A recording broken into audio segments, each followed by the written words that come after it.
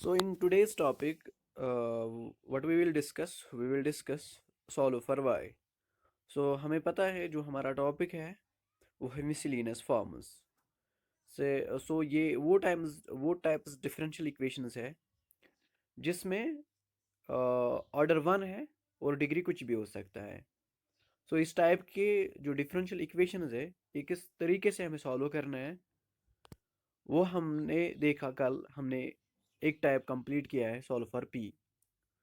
सो जो ये lecture last तक देखिए और जो इसका पीडीएफ नोट्स का पीडीएफ वीडियो के डिस्क्रिप्शन में होगा, वो डाउनलोड कीजिए और एग्ज़ाम के लिए प्रिपेयर कीजिए। So so we will start our lecture. क्या है सॉल्व फॉर वाई। सो पहले हम क्वेश्चन देख लेंगे, बाद में हम वर्किंग रूल देख लेंगे, क्योंकि हम जब क्वेश्चन पहले क्लियरली समझ आता है तो वर्किंग रूल हमारे लिए आसान बनता है। तो देखेंगे कि क्वेश्चन क्या है, किस तरीके से हमें क्वेश्चन सॉल्व करना है। देखो क्वेश्चन क्या है। क्वेश्चन है P square x minus Y P plus x square is equal to zero. So ये जो है ये इस टाइप का क्वेश्चन है। सो हमें पता है पी किसके बराबर है। P is equivalent to D Y divide by D x, जो हमने रिप्रेजेंट किया है, जो हमने पहले ही बताया। P is equivalent to D Y divide by D X. So यहाँ पे अगर हम ऑब्जर्व करेंगे, यहाँ पे ऑर्डर वन है डिफरेंशियल का, लेकिन डिग्री टू है।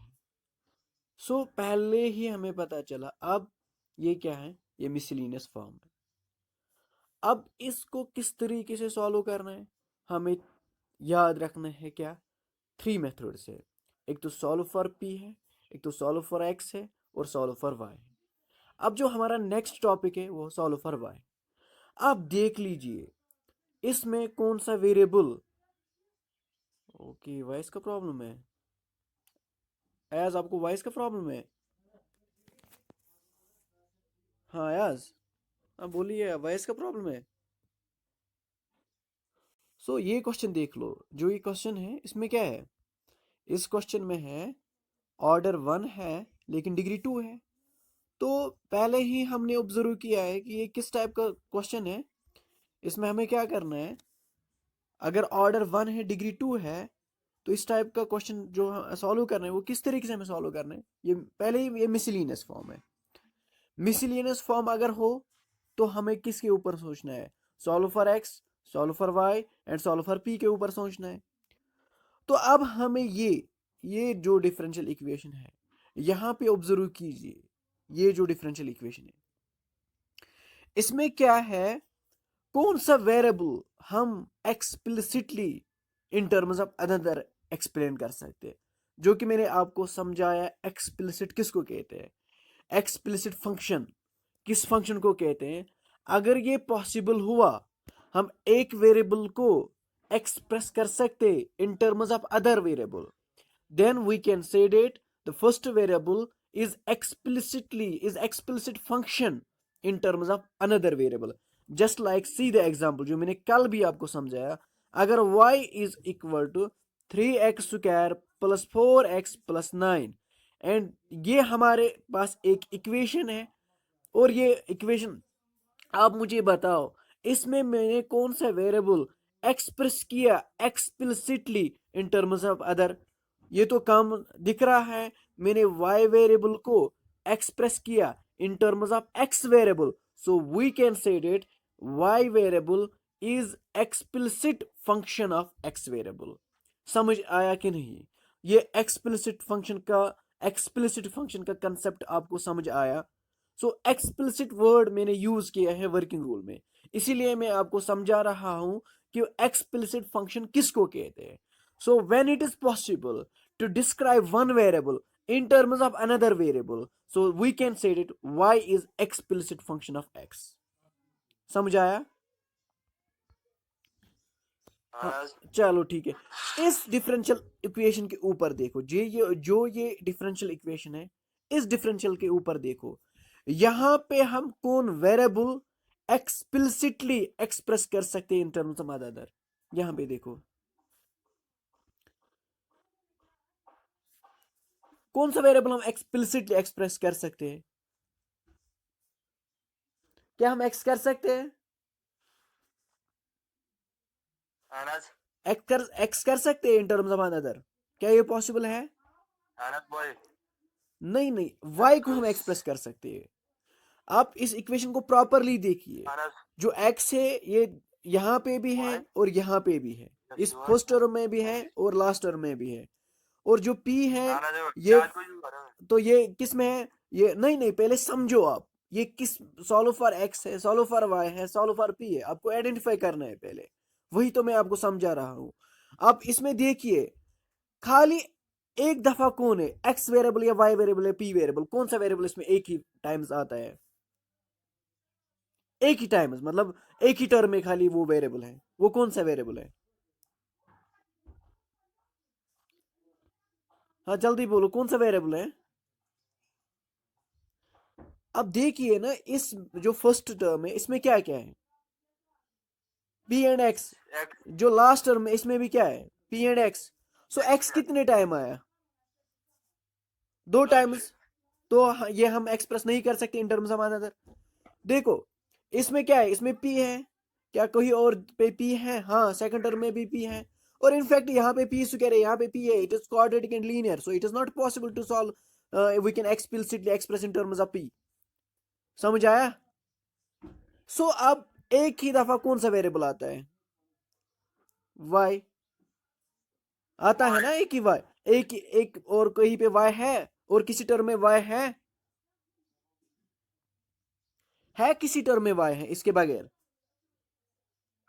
सो इट मीन्स दैट जो this equation is solve for Y, ये जो इक्वेशन है, this equation is solve for Y. समझ आया हमें कैसे आइडेंटिफाई करना है? In Kashmiri we can say it. अब कश्मीरी में समझो, यम छे त्रे टर्म यथ मज, p square x minus Y P plus x square. तुम वो गोडनिक टर्म तो लास्ट टर्म मज क्या, अकिस टर्म मज एक्स बिक्स मज एक्स स्क्वायर। गो यह पॉसिबल बह एक्स साइड एक्स अनित तो बेक साइड हेक बाकी वेरिएबल ट्रांसफर कर, गो यह मुमकिन क्या, अगर बह नम जो टर्म एक्स साइड अन बह कर तिम एक्स कॉमन, तो रोज तथ x involve, just like this इत पे बस वन अगर एक्स बह कड़ कॉमन, अत नीर P square minus P square plus x, तो यथ मज क्या रूद एक्स। गो यह पॉसिबल बह कर shift on the right hand side, लेकिन तौर तव एक्स, तो on the right hand side goes X यून कहें, गो खाली पॉसिबल एक लट कुछ वेरिएबल सह खाली वाई योत वेरिएबल, दैट मीन्स बह हेक तेल वाई कर express in terms of another two variables. So अस वनो Y explicit function of P and X. ये मे कोर यानी कि यम टर्म कर मे शिफ्ट, यह कोर मे on the right hand shift, यह माइनस बनो प्लस, पत कोर मे पी शिफ्ट योर, पत वो अगर मे वाई होक मे एक्सप्रेस कर in terms of P and x, गो अस वनो Y explicit function in terms of P and x. क्या समझ आवा? सो आइडेंटिफाई तगया वह कर, solve for x, solve for y, solve for p. So done. So next step क्या है, यहां पे देखिए, अब मैंने y को एक्सप्रेस किया in terms of P and x, अब मुझे ये सॉल्व करना है। सॉल्व करने के लिए नेक्स्ट स्टेप क्या है, मुझे डिफरेंशिएशन विथ रेस्पेक्ट एक्स करना है। क्या करना है? डिफरेंशिएशन विथ रेस्पेक्ट एक्स, ये याद रखना है। अगर y इज इक्वल टू जो भी होगा function in terms of P and X, so आपको डिफरेंशिएट विथ रेस्पेक्ट एक्स करना है। और x अगर ये सॉल्व फॉर x होगा, then that means x is equal to, ये किस में फंक्शन होगा? Function in terms of y and p होगा कि नहीं? This is function in terms of y and p। So it means that यहां पे जब ये होगा, तो यहां पे हमें differentiation with respect to y करना है। That you need to remember, यहां पे डिफरेंशिएशन विथ रेस्पेक्ट x, यहां पे differentiation with respect to y। और मैंने आपको समझाया, मैंने आपको पहले ही बताया कि जो dy डिवाइड बाई dx, ये किसके बराबर है? p के बराबर। उसके बाद मुझे ये वैल्यू डालना है, तो वहां पे और एक नया डिफरेंशियल इक्वेशन हमें बनेगा, वो डिफरेंशियल इक्वेशन हमें सॉल्व करना है। तो वहां पे क्या नहीं रहेगा, वहां पे जो नया डिफरेंशियल इक्वेशन हमें बनेगा वो इन टर्म्स ऑफ, देखो आप ऑब्जर्व करो, जो पहला वाला फंक्शन है ये किस किस में है, इसमें कौन कौन सा वेरिएबल है? एक तो x है, p है, y है, है कि नहीं? If it is solve for, अगर ये सॉल्व फॉर वाई होगा तो जो नया डिफरेंशियल इक्वेशन बनेगा वो ये बनेगा phi of x comma p comma d p comma x comma p, x comma p. जो नया डिफरेंशियल इक्वेशन बनेगा वो एक्स कामा पी फॉर्म में बनेगा, क्योंकि वहां पे अब x नहीं रहेगा, y नहीं रहेगा। क्यों नहीं रहेगा? हमें y के जगह सब्स्टिट्यूट करना है dy, यानी कि जो y होगा वहां पे dy divide by dx, divide by dx के जगह हमें p डालना है। ये आपको ऑब्जर्व करना है, ये चीजें ये रिड्यूस होता है, ठीक है ना? सो सी हियर, सो पहले यहां तक समझ आया? आई होप डेट यहां तक आपको ये समझ आया। ये आसान है, सिंपली मैंने शिफ्टिंग टर्म्स किया और इन y को अलग से ले लिया और जो भी अदर टू वेरिएबल्स है वो मैंने अंदर राइट हैंड साइड ले लिया। तो अब हमें क्या कर रहे हैं, जो नेक्स्ट स्टेप मैंने आपको समझाया वो डिफरेंशिएशन विथ रेस्पेक्ट x करना है। कर लो डिफरेंशिएशन विथ रेस्पेक्ट x, तो देखो क्या होगा। तो यहां पे मैंने किया differentiation with respect x, so dy divide by dx is equal to किसके बराबर है? p इंटू, यहां पे क्यों क्यों p इंटू, देखो यहां पे चेक कर लो यहां पे। सो यहां पे क्या है? यहां पे है ना p x square plus x square divide by T. यहां पे कौन सा रूल होगा डिफरेंशिएशन का यूज? ये v है, ऊपर जो है ये v है, जो नीचे है ये u है। कौन सा रूल यहाँ पे होगा? u बाई v रूल होगा, होगा u बाई, हाँ v, सॉरी मैंने इसको v, इसको v, यहाँ पे आपको क्या करना है? u बाई v रूल करना है। आपको u अपने ही जगह पे रखना होता है, v अपने ही जगह पे रखना होता है, इसीलिए मैंने p रखा है। अब यहाँ पे देखो जो फर्स्ट टर्म है यहाँ पे कौन सा रूल होगा? This is the product of two functions, यहाँ पे प्रोडक्ट रूल होगा, होगा ना? इसमें प्रोडक्ट रूल, इसमें प्रोडक्ट रूल होगा। पहले हमें p अपने ही जगह पे रखना है, फिर इस पे प्रोडक्ट रूल करना है, फिर x को होगा 2x। देखो हम देख लेंगे। सो फिलहाल ये आपको अपनी जहन में रख लो, इस टाइप का हमें सॉल्व करना है, ये जहन में रख लो। सो नेक्स्ट देखो, तो p अपनी ही जगह पे मैंने रख लिया, वहां पे मैंने प्रोडक्ट रूल अप्लाई किया। पी स्क्वायर, देखो पी स्क्वायर मैंने अपने ही जगह पे रख लिया, पी स्क्वायर। तो differentiation of x with respect x क्या होगा? 1 होगा। तो इसीलिए वहां पे खाली क्या रहा? इसीलिए वहां पे रहा पी स्क्वायर प्लस, अब अपने ही जगह पे क्या रखना है? एक्स अपने ही जगह पे रखना है। और डिफ्रेंसिएशन किसको करना है? पी स्क्वायर, पी स्क्वायर को क्या होगा डिफ्रेंसिएशन? 2p इंटरनल क्या होगा? dp divide by dx। सो वही तो मैंने यहाँ पे लिखा, पावर डाउन पावर -1 और इंटरनल p को करो, वहां पे क्या होगा? dp divide by dx। फिर यहाँ पे और एक टर्म है ना प्लस एक्स स्क्वायर, उसको क्या होगा विथ रेस्पेक्ट एक्स? 2x। सो वही तो मैंने यहाँ पे लिखा 2x। फिर फार्मूला का माइनस, फिर हमें क्या रखना है वहीं पे? Numerator P square x plus x square वहीं पे रखना है। और डिफरेंशिएशन किसको करना है? p को, वहां इसको क्या होगा? dp divide by dx। फिर हमें क्या करना है? Denominator square. क्या ये स्टेप समझ आया? इसमें कोई डाउट है? इसमें हमने क्वोशंट रूल भी यूज किया और प्रोडक्ट रूल भी यूज किया, दोनों रूल हमने एट अ टाइम यूज किया है। क्या आपको समझ आया कि नहीं? So well, so dy divide by dx किसके बराबर होता है? p के बराबर है। वही तो मैंने यहाँ पे अपना वैल्यू सब्स्टिट्यूट किया, dy divide by dx is equal to p and this is equal to, यहाँ पे मैंने क्या किया? आप देखिए यहाँ पे मैंने क्या किया, यहाँ पे मैंने पी स्क्वायर कॉमन ले लिया। इसमें जो यहाँ पे एक्चुअली था p, तो p क्यूब कहाँ से आया? आप पी स्क्वायर कॉमन ले लो, पी स्क्वायर इंटू पी क्या होगा? p cube. तो अंदर क्या रहेगा? खाली 1 रहेगा, क्योंकि पी स्क्वायर मैंने कॉमन ले लिया। तो प्लस क्या रहेगा? 2x dp divide by dx। और यहाँ पे खाली p है, मैंने पी स्क्वायर कॉमन निकाला, तो एक p क्या होगा? डिवाइड होगा, तो वही डिवाइड में आया। तो प्लस यहाँ पे p है नहीं, मैंने पी स्क्वायर कॉमन लिया, अगर है नहीं तो वो प्रॉपरली डिवाइड होगा, वही तो मैंने यहाँ पे लिखा 2x divide by p square.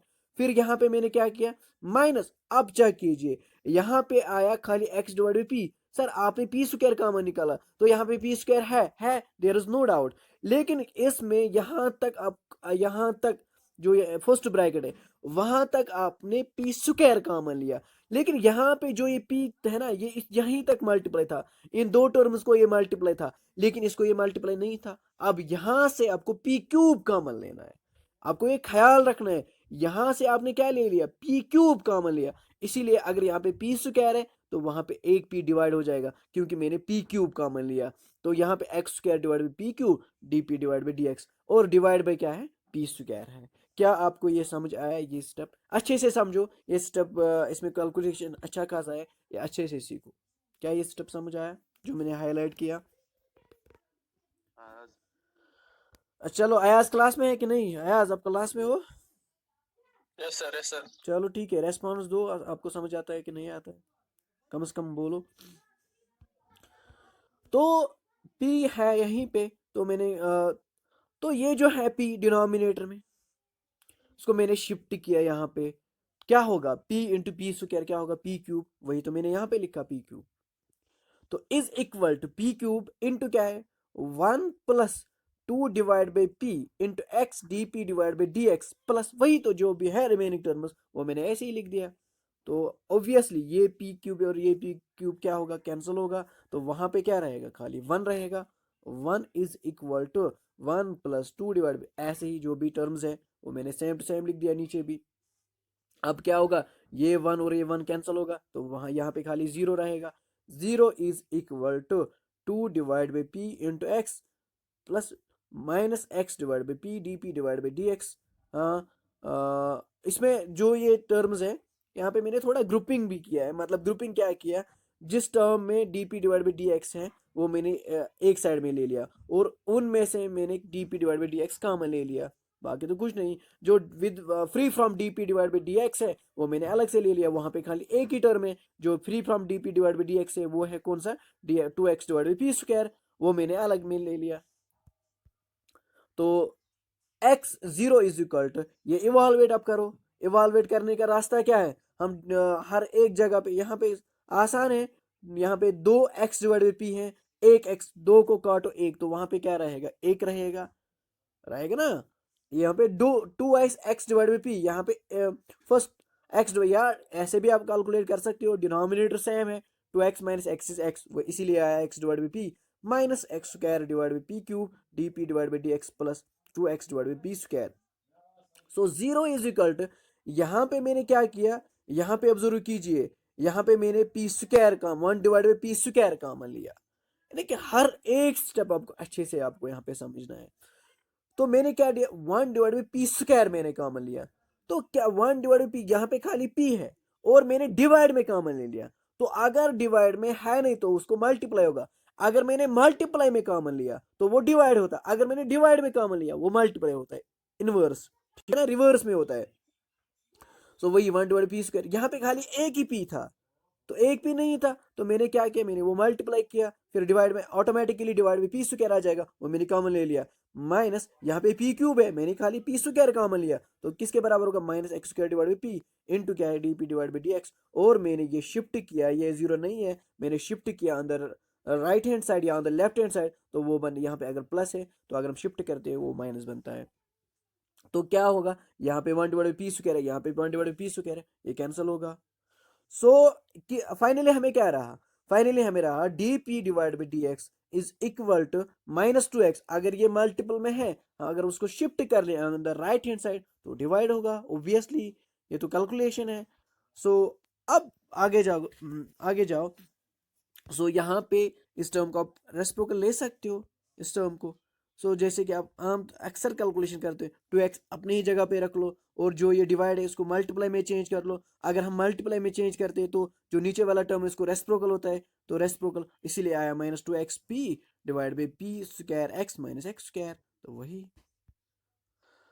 सो नीचे में x कॉमन ले लो तो क्या होगा, -2p divide by p square minus x, तो x वही तो, ये x ऊपर एक है ना, ये x और वो x कैंसिल होगा, तो वहां पे ये रहेगा। सो फाइनली क्या मिलेगा हमें, D X divide by D P is equal to, अलग अलग दे दो, वही a plus B divide by C का मामला फिर से वापस आया। सो पी स्क्वायर, तो यहाँ पे क्या रहेगा, खाली पी डिवाइड बाई -2 प्लस, क्योंकि minus minus plus x divide by 2p। आपको यहाँ पे कुछ सेंस आ रहा है, ये किस में कन्वर्ट होगा, आप ही मुझे बताओ किस में कन्वर्ट होगा। यहाँ पे आपको सेंस लेना है। अब ये डिफरेंशियल इक्वेशन है, ये किस में कन्वर्ट होगा, क्या ये लीनियर डिफरेंशियल इक्वेशन बनेगा, क्या ये होमोजीनियस बनेगा। यहाँ पे आपको प्रीवियस रूल जितने भी आपने पढ़ा homogeneous, reducible to homogeneous linear differential equation, या जो भी आपने यहाँ किया वो आपको रिकॉल करना है वापस। यहाँ पे आप देखिए एक्चुअली लीनियर डिफरेंशियल इक्वेशन का डेफिनेशन क्या है, उसमें जनरल इक्वेशन क्या है, d Y divide by D x plus p y is equal to q. हाँ है ना, है हाँ। तो यहाँ पे P इंटू डिपेंडेंट वेरिएबल, ये है ना dependent variable, P into dependent. और जो मैंने आपको ऑलरेडी बताया, जो P है एंड Q है, या ये कांस्टेंट है, या ये फंक्शन ऑफ X, या फंक्शन ऑफ इंडिपेंडेंट वेरिएबल, ये आपको याद रखना है। सो अब यहाँ पे देखिए, यहाँ पे क्या है, आप पहले मुझे बताओ डिपेंडेंट वेरिएबल कौन है और इंडिपेंडेंट वेरिएबल कौन है, ये मुझे समझाओ पहले। इसमें कौन इंडिपेंडेंट वेरिएबल है और कौन डिपेंडेंट वेरिएबल है। जो मैंने इक्वेशन लिखा है, जो मैंने यहाँ पे, ये जो डिफरेंशियल इक्वेशन है यहाँ पे, हाँ P कौन सा वेरिएबल है इसमें, इंडिपेंडेंट, और X डिपेंडेंट। क्या होना चाहिए, ये होना चाहिए D X divide by D P plus क्या होना चाहिए, प्लस होना चाहिए, और हम कुछ वेरिएबल क्रिएट कर लेंगे, क्यू डैश इंटू क्या होना चाहिए, इंटू मुझे बताओ is equal to p dash. यहाँ पे क्या कौन सा वेरिएबल होना चाहिए, शाबाश, कौन सा वेरिएबल होना चाहिए, हाँ हाँ, नो नो, यहाँ पे चेक कर लो, वही तो मैंने अभी रिसेंटली आपको समझाया, क्यों into dependent variable, dependent variable क्या है यहाँ, एक्स, वही तो होना चाहिए। आपको इस पे चेक करना है ना पहले, डिपेंडेंट इंडिपेंडेंट चेक करने के लिए, इस पे आपको डेरिवेटिव पे नजर डालना। सो इट मीन्स दैट यहाँ पे हमें यही समझ आता है, so D X divide by D P, जो ये टर्म है जिसमें एक्स प्रेजेंट है, उसको ट्रांसफर कर लो on the left hand side, इसीलिए मैंने उसको ट्रांसफर किया on the left hand side. यहाँ पे चेक कीजिए D X divide by D P, अगर ये था प्लस तो अगर हम शिफ्ट कर लेंगे तो minus, is equal which is linear differential equation. क्यों, क्योंकि हम इस फॉर्म में, हमने ये इस फॉर्म में लिखा है, किस फॉर्म में, d Y divide by D x, d Y divide by D x plus p y is equal to q. यहाँ पे मुझे बताइए, यहाँ पे पी डैश और क्यू डैश, क्योंकि क्वेश्चन में ऑलरेडी पी क्यू है, तो पी डैश यहाँ पे किसके बराबर है, पी डैश किसके बराबर है, पी डैश के बराबर, हाँ शाबाश, 1 divide by 2p minus 1 divide by 2p। और क्यू डैश किसके बराबर है, क्यू डैश किसके बराबर है, जो on the right hand side, right hand side में क्या है, 1 माइनस 1 डिवाइड बाई 2p है ना on the right hand side. So which is linear differential equation, तो हमें पता है, अगर हमें इंटीग्रेटिंग फैक्टर सॉल्व करना है, इंटीग्रेटिंग फैक्टर निकालने, निकालो integrating factor, E power integral of P D x, लेकिन यहाँ पे क्या है, यहाँ पे पी डी एक्स है।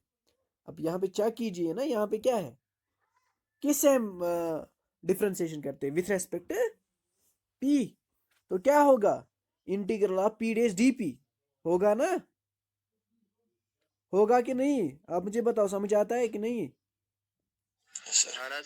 तो इसीलिए मैंने यहाँ पे लिखा E power integral of P dash D P, and this is equal to, ये किसके बराबर है, ये किसके बराबर है, यहाँ पे देखिए ये किसके बराबर है, सो 1 डिवाइड 2 कॉमन निकलेगा, तो integral of 1 divide by P वो किसके बराबर होता है, लॉग पी के बराबर होता है। तो वही फिर से वंस अगेन आप रूल कर लो, एन लॉग पी वो किसके बराबर, n log m, log of m power n, वही तो यहाँ पे मैंने किया, ई एंड लॉग विल को कैंसल, तो वहां पे क्या रहेगा, खाली पी रेस्ट पावर माइनस 1/2। क्या हम लिख सकते हैं, अगर पी रेस्ट पावर माइनस 1/2 रहा, क्या हम लिख सकते हैं this is equal to 1 divide by under root p, क्या इसमें कोई डाउट है, लिख सकते हैं ना। तो अगर आपको याद है, अगर आपने रिवीजन किया है, तो सॉल्यूशन किसके बराबर होता है, सॉल्यूशन किसके बराबर होता है, dependent variable into integrating factor is equal to integral of q into integrating factor, फिर dx होता है, जो मैं ये मैंने जनरल हिसाब। यहाँ पे आप चेक कीजिए डिपेंडेंट वेरिएबल कौन है, x है, तो क्या होगा, x इंटू इंटीग्रेटिंग फैक्टर होगा कि नहीं, आप ही मुझे बताओ, x into integrating is equal to integral of q dash, क्या है यहाँ पे, क्यू डैश का अपना वैल्यू डालना है, minus 1 divide by 2 into P, यहाँ पे क्यू डैश का वैल्यू आपको डालना है, फिर इंटीग्रेटिंग फैक्टर का 1 divide by under root p डालना है, फिर डी पी, तो ये सॉल्व करने वहां पे आपको अपना सोल्यूशन मिलेगा।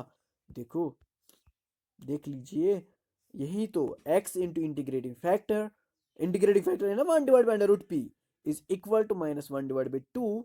सो माइनस मैंने कॉमन एक्चुअली यहाँ पे जो मैंने किया एक स्टेप, यहाँ पे देखिए ये स्टेप, यहाँ पे ये स्टेप देखिए, यहाँ पे ये स्टेप देखिए, तो क्या होगा, यहाँ पे -1/2 इंटीग्रल से बाहर निकलेगा, क्योंकि इंटीग्रल ऑफ कंस्टेंट इज, वो तो कंस्टेंट बाहर आता है, स्केलर टाइम्स बाहर आता है, वही तो -1/2 बाहर आया, तो अंदर क्या रहेगा, यहाँ पे अब फिर से कीजिए, यहाँ पे p डिवाइड बाई √p, यहाँ पे क्या है, p है, bases are same, powers are, यहाँ पे p को पावर 1 है, यहाँ पे p को पावर 1/2 है।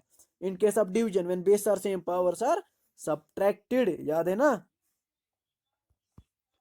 In case of division when bases are same powers are subtracted।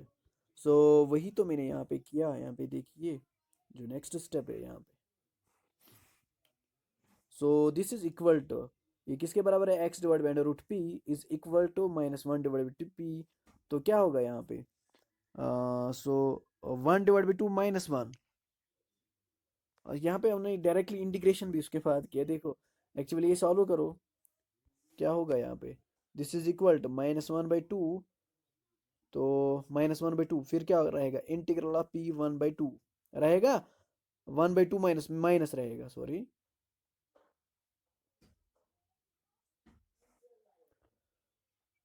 यहाँ पे ये गलत मत हुआ, हाँ 1/2, हाँ ये गलत मत हुआ, एक मिनट, यहाँ पे क्या है एक्चुअली, p डिवाइड बाई, नहीं 1 - 1/2 है ना, यहाँ पे देखिए ना 1 - 1/2 है कि नहीं, पीक यहाँ ये है ना, ये आप देखिए है ना, यहाँ पे ये किसके बराबर है, base are same power sir subtract, क्या होगा, p पावर 1 - 1/2 होगा कि नहीं, सो वो किसके बराबर होगा, p पावर 1/2 होगा कि नहीं, 1/2, yes sir, होगा so ना। under root। यहाँ पे ये गलत है, हाँ यहाँ पे ये गलत है, देखो यहाँ पे ये गलत है, यहाँ पे ठीक करना, यहाँ पे ठीक कर लो, यहाँ पे रहेगा जो p रेस्ट पर यहाँ पे पावर +1 डिवाइड बाई पावर +1 है, ये स्टेप नहीं लिखो, ये स्टेप गलत है, फिर करो इंटीग्रेशन, यहाँ पे इंटीग्रेशन कर लो, क्या होगा, p पावर 1/2 ऑलरेडी है, क्या होता है, पावर +1 है ना, 1/2 +1 डिवाइड बाई क्या होता है, पावर +1, क्या होगा, p पावर 3/2, वही यहाँ पे आया p पावर 3/2, और डिवाइड बाई क्या है 3/2, वही तो यहाँ पे 3/2, प्लस क्या है c, क्या ये समझ आया, आसान है कि डिफिकल्ट है, ये आसान है, मुझे लगता है आसान है, कोई डिफिकल्ट है नहीं। सो विच इम्प्लाइज दैट, सो ये किसके बराबर होगा, x divide by root p is equal to -1/2। So reciprocal कर लो, यहाँ पे 2 and 2 विल गो कैंसल, ये जो 2 है ना, और ये 2 जो मैंने रेसिप्रोकल नीचे जो नीचे टर्म है उसका मैंने रेसिप्रोकल ले लिया, ये 2 और ये 2 कैंसिल होगा, ये 2 और ये 2 कैंसिल होगा, तो फाइनली क्या रहा, x divide by root p is equal to -1/3 p power 3/2 plus c, and this is equal, इस p को शिफ्ट कर लो on the right hand side, ये डिवाइड में है, जब हम डिवाइड को शिफ्ट करते हैं ये मल्टीप्लाई होता है, वही तो यहाँ पे आया -1/3 p power 3/2 into p power 1/2, ये p पावर 1/2 जो मैंने शिफ्ट किया ऑन द जो मैंने the right hand side, so plus c times under root p, and which implies x is equal to c times under root p plus, ये solve कर लो, base are same powers are added in case of multiplication, वही तो क्या आया 3/2 plus 1/2, so 3 + 1 is 4, 4/2, so 2 1 are 2 2 are, वही आया piece कह रहे हैं। So in equation first and third, जो इक्वेशन ये थर्ड है, ये जो इक्वेशन है ये थर्ड है, जो फाइनली आपको x का वैल्यू मिला, x is equal to c times under root p -1/3 p square, ये आपको equation third, and equation first आपको किसका नाम रखा है, इक्वेशन फर्स्ट देख लीजिए पहले, इक्वेशन फर्स्ट किसका नाम है, आई थिंक डेट क्वेश्चन का हो, यहाँ पे इक्वेशन फर्स्ट है यहाँ पे, अब थोड़ा दिमाग में रखिए, थोड़ा इमेज बनाइए, ये किसके बराबर है, y is equal to p square x plus x square divide by p, this is first. अब थोड़ा दिमाग में रखिए, कॉपी पे लिख कर रखिए कि y is equal to p square x divide by p x square divide by p, ये है फर्स्ट। और थर्ड आप देख लीजिए, आप थर्ड है यहाँ पे x is equal to c into under root p, वहाँ पे y इज इक्वल टू, यहाँ पे x इज इक्वल टू, वहाँ पे भी quadratic in terms of p, लेकिन वहाँ पे x भी है, यहाँ पे खाली p है। Elimination of p is not possible, ये पॉसिबल ही नहीं है। हम एलिमिनेट कर सकते हैं p किस में, फर्स्ट एंड थर्ड में। क्या ये मुमकिन है, आप देखिए इक्वेशन, यहाँ पे अगर हम x का वैल्यू, पॉसिबल ही नहीं है हम x का वैल्यू निकाल सकते हैं, और यहाँ पे भी p स्क्वायर है, वहां पे भी p स्क्वायर है, दिस इज टोटली इम्पॉसिबल। आप चेक कीजिए, अगर आपको पॉसिबल हुआ तो वेल एंड गुड, अगर आप नहीं हुआ तो डैट मीन्स यहाँ पे मैंने लिख दिया ये पॉसिबल ही नहीं है, तो पॉसिबल ही नहीं है। आप जितना भी कोशिश कर लो ये पॉसिबल नहीं होगा, तो ये पॉसिबल ही नहीं है। तो क्या होगा फिर, so that complete solution of first is, so हमें कंप्लीट सोल्यूशन का क्या, तो हमें पैरामीट्रिक फॉर्म में लिखना होता है, क्योंकि जो मैंने बताया आपको पैरामीट्रिक किस में होता है, x is equal to function in terms of y and p, and y is equal to function in terms of y and, अगर आपको याद है जो मैंने पैरामीट्रिक फॉर्म में बताया, जो इसका सोल्यूशन है, अगर एक्चुअली अगर ये पॉसिबल हुआ, हम एलिमिनेट कर सकते, तो we can write down it solution in Cartesian form, लेकिन यहाँ पे ये पॉसिबल ही नहीं है, यहाँ पे ये पॉसिबल ही नहीं है। अगर पॉसिबल नहीं है तो हमें सोल्यूशन किस फॉर्म में रखना है, पैरामीट्रिक फॉर्म में। सो इन नटशेल आपने क्या सीखा अभी तक जो हमने क्वेश्चन किया, पहले आपको चेक करना है क्या ये सॉल्व फॉर एक्स है, सॉल्व फॉर वाई है, सॉल्व फॉर पी है, तो आपने भी आइडेंटिफाई किया है this is solve for p, तो किया तो सॉल्व फॉर, तो it means that you can express y in terms of x and p. तो उसके बाद आपने क्या किया, differentiation with respect to x किया, तो differentiation with respect to x करके आपने क्या किया, आपने D Y divide by D x का अपना वैल्यू दे दिया पी, तो वैल्यू सबस्टिट्यूट करके आपने क्या किया, आपने वो सॉल्व किया है, सॉल्व करके आपको और एक डिफरेंशियल इक्वेशन मिलता है, लेकिन वहां पे क्या क्या होता है, वहां पे होता है p और x और dp डिवाइड बाई dx होता है। क्या होता है, p x और dp, जो नया डिफरेंशियल इक्वेशन आपके पास आता है वो x p और dp डिवाइड बाई dx में आता है। आप देखिए वर्किंग रूल में हमें देखना है, जो अगर हम डिफरेंशिएट करके हमें किस फॉर्म में इक्वेशन मिलता है, वो हमें याद भी रखना है, किस फॉर्म में मिलता है, x p and dp divide by dx मिलता है कि नहीं। यहाँ पे देखो, यहाँ पे देखो, यहाँ पे जो आपको फाइनली इक्वेशन मिला, आपको ये मिला, तो ये इक्वेशन मिलकर आपको क्या, जो प्रीवियस रूल्स आपने पढ़ा है, क्या ये लीनियर डिफरेंशियल इक्वेशन है, क्या ये होमोजीनियस है, क्या ये रिड्यूसिबल, क्या ये में होमोजीनियस बनाना है, तो उसके लिए वही rule same to same rule हमें करना है यहाँ पे। अब वर्किंग रूल देखिए सॉल्व फॉर वाई के लिए, देखो वर्किंग रूल क्या है, वर्किंग रूल, हाँ यहाँ पे, if the given equation F of x comma y comma P, क्योंकि ये जो डिफरेंशियल इक्वेशन गिवन होता है ये तीन वेरिएबल्स में होता है, और p रिप्रेजेंट करता है डेरिवेटिव, एक्चुअली दो ही वेरिएबल्स में होता है, और p रिप्रेजेंट मतलब इस फॉर्म में होता है, f of x comma y comma p is equal to 0 is solvable for, अगर ये सॉल्वेबल फॉर y है, वी कैन वही तो मैंने समझाया आपको, अगर ये सॉल्वेबल फॉर y है तो हम एक्सप्रेस कर सकते हैं y एक्सप्लिसिटली, जो मैंने आपको पहले ही समझाया, हम x y को एक साइड में ले सकते हैं, जो x एंड p है उसको हम on the other hand side ले सकते हैं in terms of x and p, thus an equation which is solvable for y can be put in the form of, किस फॉर्म में लिख सकते हैं, y is equal to f of x comma p. क्या ये समझ आया है कि इस फॉर्म में मिला सकते हैं y is equal to f of x comma p, है ना। आपको अगर याद है अभी रिसेंटली जो हमने क्वेश्चन किया, यहाँ पे देखो, यहाँ पे देख, अगर ये सॉल्वेबल फॉर y है तो मैंने किस फॉर्म में लिखा है, y is equal to function in terms of x and p, वही तो मैंने लिखा function in terms of x and p। Actually small f मैंने यूज किया है इसलिए मैंने यहाँ पे कैपिटल एफ किया है। क्या ये समझ आया ये स्टेप, जल्दी रिप्लाई दो, क्या ये समझ आया, सो वेल डन, अगर समझ आया तो अच्छा है। तो यहाँ पे देखिए, तो तो इस फॉर्म में लाकर हमें क्या करना होता है, डिफरेंशिएट विथ रेस्पेक्ट एक्स, जो कि मैंने आपको समझाया, डिफरेंशिएट विथ रेस्पेक्ट एक्स करके आपको क्या मिलता है, function in terms of X P d p divide by D x. क्या मैंने अभी समझाया आपको कैसे, यहाँ पे देखिए आपको क्या मिलता है फाइनली। यहाँ पे आप देखिए, यहाँ पे देखिए आपको क्या मिलता है, x p n d p divide by t x में मिलता है डिफ्रेंशिएट करके। क्या समझ आया, समझ आया कि नहीं। यहाँ पे वही है डिफरेंस, जो डिफरेंट डेरिवेटिव हमें इस फॉर्म में मिलता है। So derivative which is an equation involving two variables X and P, let the, तो हम ये सॉल्व कर सकते हैं। Let the solution of equation be this psi of x comma P comma C. मैंने माना इसका सोल्यूशन क्या है, psi of x comma P comma, वही है ना जो मैंने सॉल्व करके आपको सोल्यूशन मिला, सॉल्व करके आपको सोल्यूशन ये मिला ना फाइनली, एक्स इज इक्वल ये मिला ना आपको, X is equal to C times inter function in terms of P and C, मिला ना।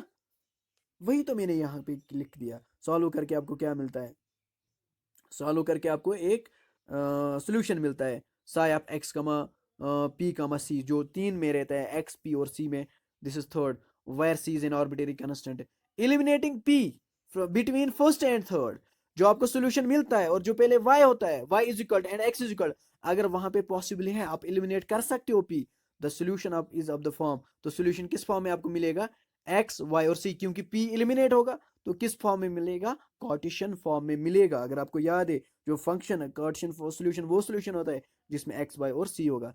If the elimination between first and third is not possible, अगर ये मुमकिन नहीं है, हम एलिमिनेट नहीं कर पा सकते, देन हमें क्या करना है, then we can express first and third to express x and y in terms of p and c। वही हम y को भी एक्सप्रेस करते हैं in terms of p and c and x को भी एक्सप्रेस करते हैं in terms of p and c, in the form of, किस फॉर्म में लिखते हैं, x is equal to in terms of function in terms of p and c, y is equal to function in terms of p and c। these two equations together form the general solution of the first in the parametric form।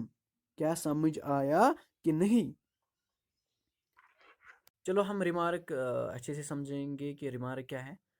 जो मैंने equation 4 लिखा है, जो मैंने solution लिखा है in terms of parametric form, x is equal to function in terms of p and c, y is equal to function in terms of p and c, ऐसा भी केस होगा कि इस फॉर्म में भी हम सोल्यूशन नहीं लिख पा सकते हैं, वही तो मैंने लिखा है, sometimes the form of the derived solution in equation 4 is not possible, ये मुमकिन ही नहीं है, हम इस फॉर्म में भी नहीं लिख सकते। तो उस टाइम हमें क्या करना है, इन डेट केस वही इन उस टाइम हमें क्या करना है, जो फर्स्ट एंड थर्ड है, जो first equation and third equation है, may be regard as giving, वो हम मान के चलेंगे, वो हमें मान के चलना है क्या, x and y in terms of, वो हमें दे सकता है एक्स और वाई को इन टर्म्स ऑफ पी, मतलब कि वहां पे आर्बिट्रेरी कांस्टेंट नहीं होगा, वहां पे हम आर्बिट्रेरी कांस्टेंट्स को एलिमिनेट कर सकते हैं, may be record x in terms of p, that is, इसका मतलब क्या है, जो मैंने यहाँ पे लिखा है may be record x and p in terms of p, that is first and third together are set to form the solution in parametric form। it means that हमें अगर ये पॉसिबल नहीं हुआ, हम x को एक्सप्रेस कर सकते हैं in terms of p and c, y को एक्सप्रेस कर सकते हैं in terms of p and c, तो हमें क्या करना है, इक्वेशन फर्स्ट एंड थर्ड हमें टुगेदर लेना है, एक एट अ टाइम लेना है, तो वो भी वर्क एज क्या करेगा, वो भी वर्क एज सोल्यूशन करेगा इन पैरामीट्रिक फॉर्म। क्या अयाज आपको ये रिमार्क अब समझ आया कि नहीं, आप मुझे बताओ, अगर समझ आया तो ठीक है, अगर समझ नहीं आया तो मैं फिर से एक्सप्लेन करूंगा। क्या, अगर ये भी मुमकिन नहीं है, अगर हम इन टर्म्स ऑफ एक्स को in terms of X P and C नहीं एक्सप्रेस कर सकते और वाई को एक्सप्रेस नहीं कर सकते in terms of P and C, तो हमें क्या करना है, हमें इक्वेशन फर्स्ट और थर्ड टुगेदर लेना है, ठीक है ना, क्या करना है, टुगेदर लेना है, तो वो एज वर्क सोल्यूशन वहां पे करेगा, दैट मीन वो वहां पे इम्प्लिसिट फॉर्म में होगा। इम्प्लिसिट फॉर्म मीन्स वहां पे हम x को in terms of y and p को एक्सप्रेस नहीं कर सकते, x को in terms of y and p नहीं कर सकते, दिस इज कॉल्ड, वहां पे हमने फंक्शनल रिलेशन डिफाइन किया हुआ होगा, तो वहां पे पॉसिबल ही नहीं है। अगर ऐसा पॉसिबल नहीं है तो हमें क्या करना है, हमें इक्वेशन फर्स्ट और थर्ड टुगेदर लेना है, this works as the general solution, this works as the solution. क्या समझ आया, समझ आया आयाज। Yes sir. Okay thank you.